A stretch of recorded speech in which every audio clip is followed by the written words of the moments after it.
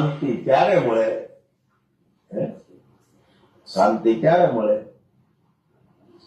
અસત્ય દૂર થાય અને સત્યને ન્યાય મળે ને ત્યારે શાંતિ સ્થાપિત થાય. હા, મગફળી મખણ થઈ ગયું ખબર છે ને બધાને, હાથી આપી નાખ્યું એટલે એ ઘણું ખરું પડી જ ગયું, પણ સાવમાં રહી ગયું હતું. જો એને તમે બધાએ એક મીણી કાઢી લીધું ને, એટલે સત્યમાં પણ અસત્ય ભળી ગયું હોય. આપણને દેખાતું હોય સત્ય, પણ એમાં પણ અસત્ય ભળેલું હોય.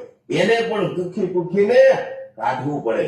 આમ તો બધું સાફ થઈ જ જાય, પણ એને પણ વીણીને કાઢવું પડે. એ સાફ થઈ ગયું, કેવું ચોખ્ખી થઈ ગઈ. એમ સંસ્કૃતિમાં પણ આ વસ્તુ થઈ છે. હા, ભળી ગયું છે સત્યમાં, અસત્ય ભળી ગયું છે, તો એને વીણીને બહાર કાઢી.